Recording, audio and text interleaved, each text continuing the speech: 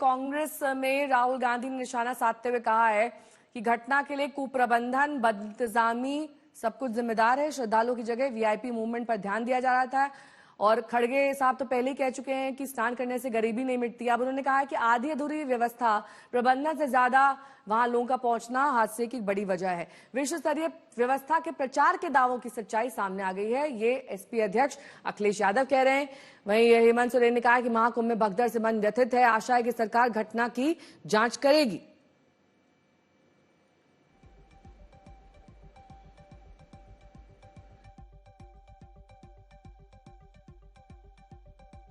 देखिए, बहुत दुखद घटना है और बहुत दुर्भाग्यपूर्ण घटना है। पहले भी कभी कभी कुंभ में ऐसा हुआ है, लेकिन इतने अनुभवों के बाद, इतने कुंभ बनाने के बाद ये सरकार जो कहती थी कि हम बहुत पुख्ता इंतजाम करेंगे, उसके सारे इंतजाम फेल होते दिखते हैं। बहुत दुर्भाग्य की बात है, लेकिन मैं उसमें बहुत आगे नहीं जाना चाहता। मैं आशा करूंगा कि उत्तर प्रदेश सरकार बार बार जो इश्तहार देती है बड़े बड़े, उसको हटाकर काम करे और आगे देखे कि कुछ ऐसा नहीं होता है। और मेरी बहुत व्यक्तिगत गहरी संवेदना है उन परिवारों के प्रति जहां लोग हताहत हुए हैं, और आशा करूंगा कि जो भी लोग इंजर्ड हैं या इसमें फंसे हुए हैं उनको तुरंत जो है रिलीफ मिलेगी उत्तर प्रदेश सरकार से। जिस तरीके से शासन की, प्रशासन की, भारतीय जनता पार्टी की आधी अधूरी तैयारी हुई कुंभ को लेकर के, और सिर्फ जुमलेबाजियां कुंभ को लेकर के इन्होंने की, सभी लोगों को बुलाने की जो इन लोगों ने तैयारियां की, अगर ये तैयारियां इन्होंने कुंभ की व्यवस्था की होती तो आज की डेट में कोई परिवार अपने बच्चों को, कोई परिवार अपनी माँ को, या कोई परिवार अपने बेटों को ना खोए।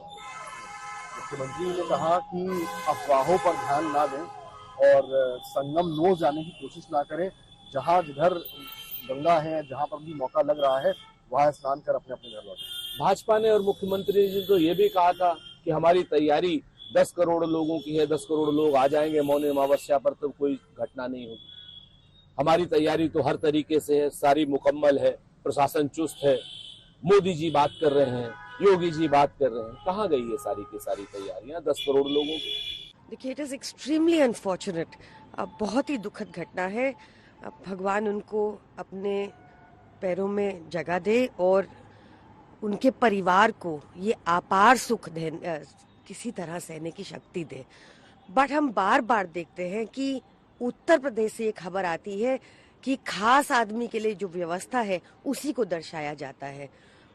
यूपी गवर्नमेंट के लिए सिर्फ खास आदमी इम्पोर्टेंट है, आम आदमी की कोई जान की कीमत नहीं है। और ये बहुत रिपीटेड और फ्रीक्वेंट इंसिडेंट्स हैं उत्तर प्रदेश में। आप चाहे देखें, हाल ही में हाथरस में भी ऐसा ही स्टैम्पीड हुआ था, ओवर 100 पीपल डाइड। प्रयागराज में जो कुंभ चल रहा है, इसमें भारी संख्या में लाखों लोग आ रहे हैं। बीजेपी के लोग करोड़ों की बात करते हैं, वो मार्केटिंग है। करोड़ों लोग लाने की कोशिश है, ये उनकी प्रचार यंत्रणा है।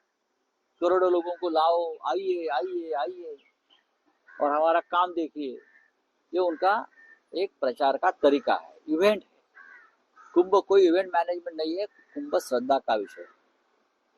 करोड़ों लोग अगर आप वहां लाते हैं, बुलाते हैं, तो उनकी व्यवस्था क्या है? लोग सड़क पर बैठे, महिलाएं सड़क पर सोई है। मैंने उनकी रिएक्शन देखी है कि क्या है कुंभ में। लोग अभी भी अखिलेश यादव जी के कार्यकाल में जो कुंभ हुआ था उसकी याद निकालते। वो व्यवस्था सर्वोत्तम व्यवस्था थी अखिलेश यादव जी की। आज भी मैं बात करता हूँ लोगों से तो बोलते नहीं, हम उस बार भी आए थे जब अखिलेश यादव जी मुख्यमंत्री थे, उस वक्त सर्वोत्तम व्यवस्था रही। लेकिन आज आप लाखों करोड़ों लोग आते हैं, दर दिन आंकड़े देते, आज 3 करोड़ आ गए, आज 4 करोड़ आ गए, आज 15 करोड़ आ गए।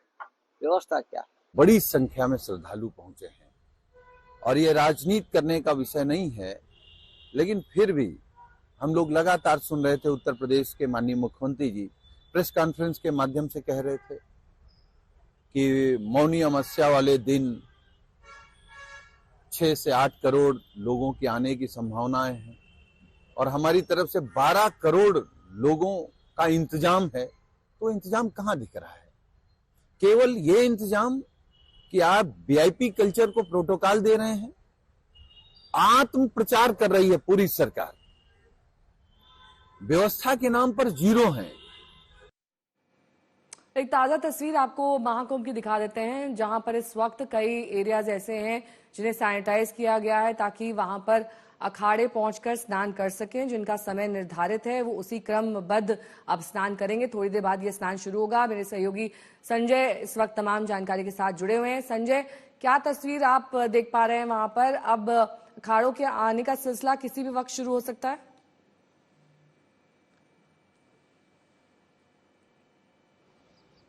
अखाड़ों के आने का सिलसिला किसी भी वक्त शुरू हो सकता है और अभी ये खबर आई है कि लगभग 15-20 मिनट बाद यहां से अखाड़े अपने शिविर से रवाना होंगे और वहां से आने में लगभग 20 मिनट 25 मिनट उनको और लगेंगे।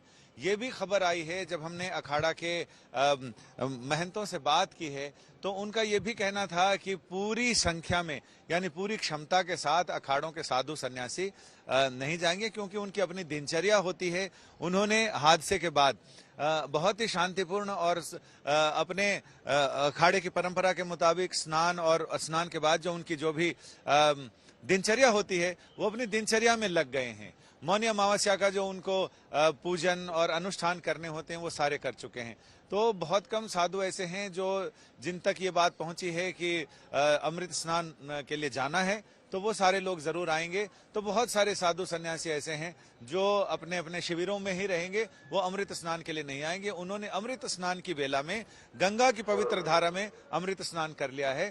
तो ऐसे में आयोजन तो होगा, अनुष्ठान तो होगा, ये अमृत या स्नान की यात्रा तो होगी, लेकिन थोड़ा फीका फीका सा रहेगा सारा आयोजन, ऐसा लग रहा है। वैष्णव अखाड़ों की तरफ से भी कहा गया है कि वो अमृत स्नान के लिए आ रहे हैं